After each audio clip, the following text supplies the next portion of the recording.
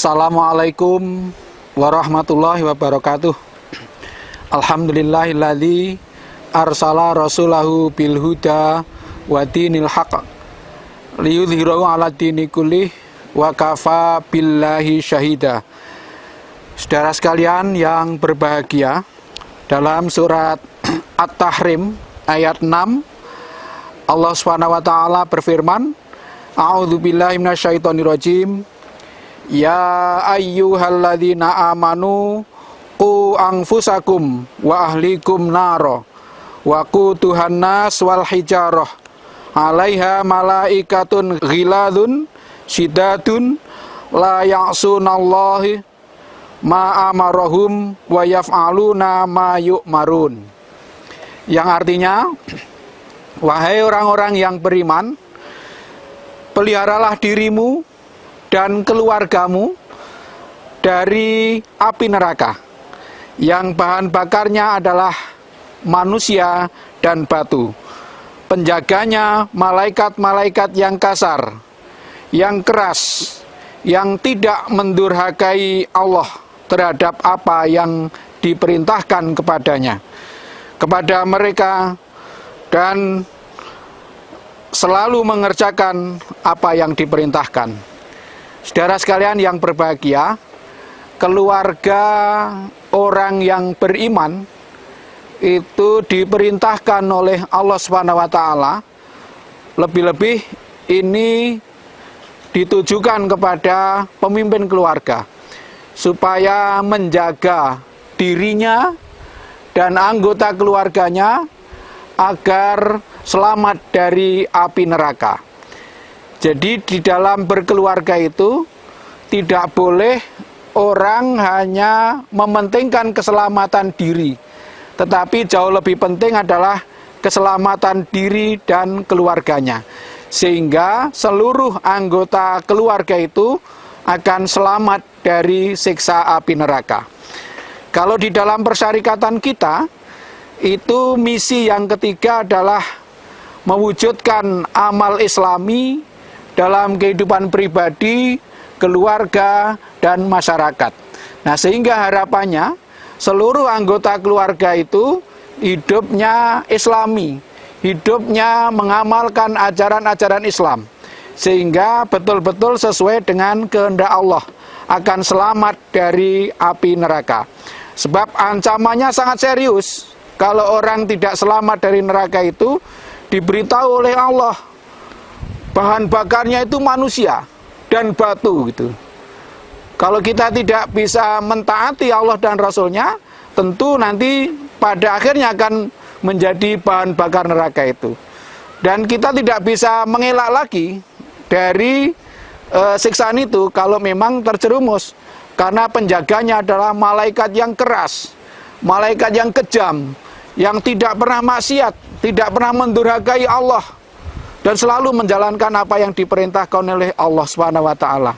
Nah, untuk itu Allah benar-benar berpesan kepada kita supaya selamat kehidupan keluarga kita dari api neraka, termasuk selamat dari penderitaan keluarga.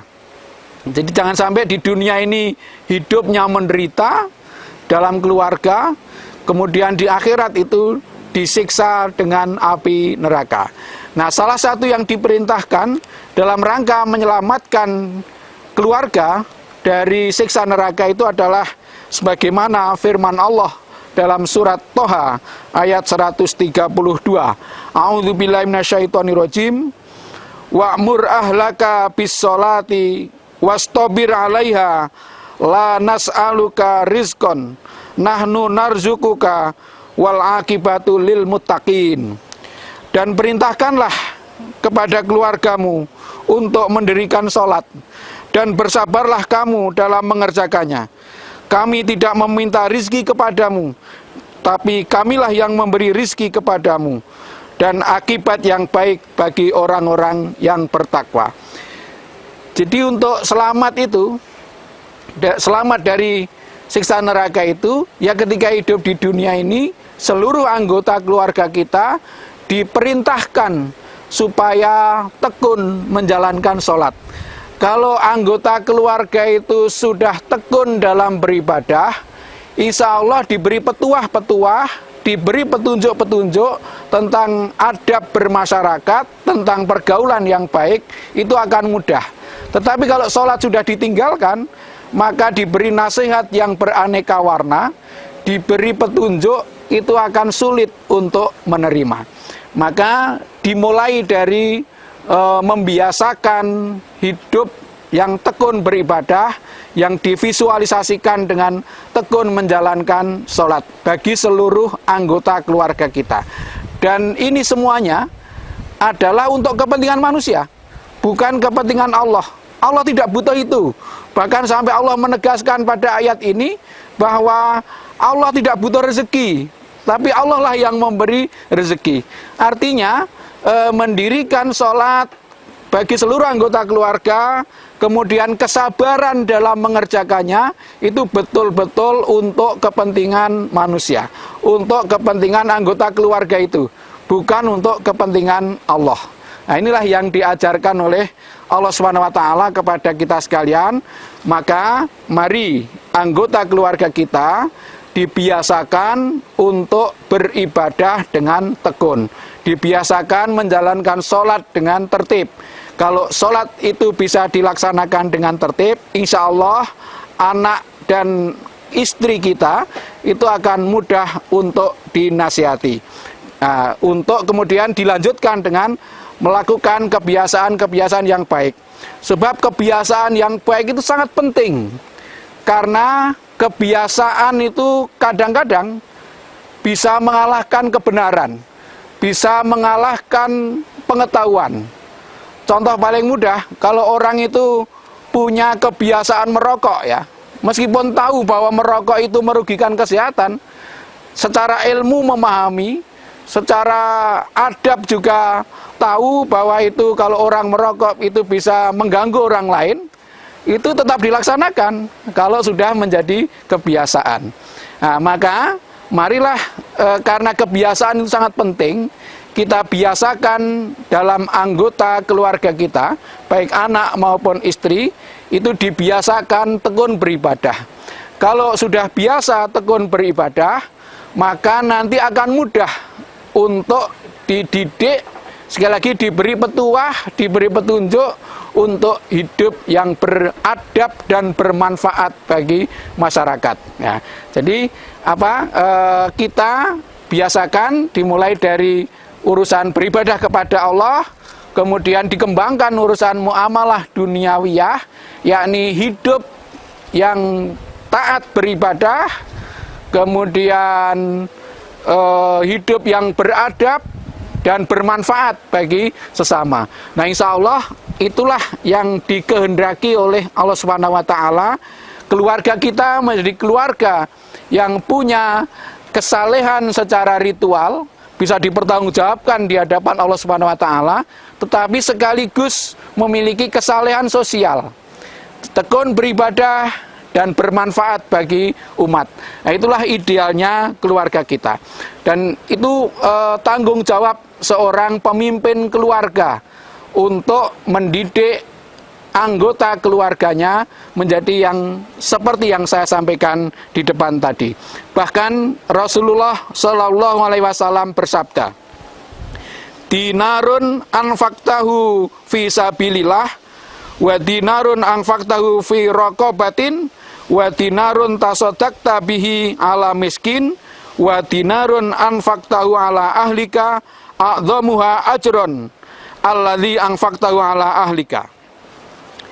Jadi rupiah atau uang, kalau dulu pakai dinar, yang kamu sedekahkan, yang kamu infakkan untuk sabilillah, kemudian uang yang kamu infakkan untuk membebaskan budak pada zaman itu, kemudian uang yang kamu sedekahkan kepada fakir miskin, dan uang yang kamu gunakan untuk menghidupi keluarga, dari semua itu yang derajatnya paling tinggi, yang pahalanya paling agung adalah yang digunakan untuk menafkahi keluarga kamu gitu. Itu Allah ingin menggambarkan betapa pentingnya membina keluarga menjadi yang sangat baik tadi, yang tekun beribadah, beradab, dan bermanfaat. Itu membutuhkan biaya. Sampai orang laki-laki yang membiayai keluarganya dengan serius, dengan sungguh-sungguh, itu dihargai sangat tinggi. Bahkan dibandingkan dengan fisabilillah, dibandingkan dengan memerdekakan budak. Padahal memerdekakan budak, jihad fisabilillah, itu harganya tinggi sekali, termasuk menyantuni fakir miskin. Tapi itu masih kalah mulia dibandingkan dengan dana yang digunakan untuk membiayai keluarga. Maka tidak boleh orang itu dermawan di kalangan masyarakat, tetapi keluarganya itu keleleran, keluarganya kurang mendapat perhatian. Nah, di antara pemanfaatan nafkah bagi keluarga itu adalah untuk kepentingan pendidikan, untuk mendidik anak-anaknya, mendidik anggota keluarganya menjadi sesuai dengan apa yang dikehendaki oleh Allah Subhanahu wa taala. Jadi para orang tua tidak boleh mengabaikan persoalan pendidikan bagi anak-anaknya itu. Karena tanggung jawab pendidikan anak itu pada orang tua. Tidak boleh setelah menyerahkan anak kepada lembaga pendidikan, formal maupun non formal, pesantren maupun bukan pesantren, lalu sudah membayar, lalu sudah lepas tangan, tidak bisa. Tanggung jawab utama pendidikan anak adalah pada keluarga. Meskipun sudah diserahkan kepada pendidikan yang bagus, yang islami dan berkualitas, tetapi kalau kedua orang tuanya tidak bisa dijadikan teladan, maka itu termasuk belum bertanggung jawab sepenuhnya. Artinya tanggung jawab pendidikan itu meskipun dana itu penting, tapi itu bukan segala-galanya. Meskipun segala-galanya butuh dana, tapi dana bukan segala-galanya. Ini harus diingat oleh para orang tua, bahwa di samping membiayai dengan serius, orang tua juga wajib menjadi teladan dalam pendidikan anggota keluarga itu. Nah, sehingga harapan Allah supaya orang beriman itu selamat dari siksa neraka itu akan terwujud. Bahkan sejak di dunia ini, itu hidup dengan seperti kata Nabi, baiti jannati, rumahku adalah surgaku. Nah, itu harapannya seperti itu.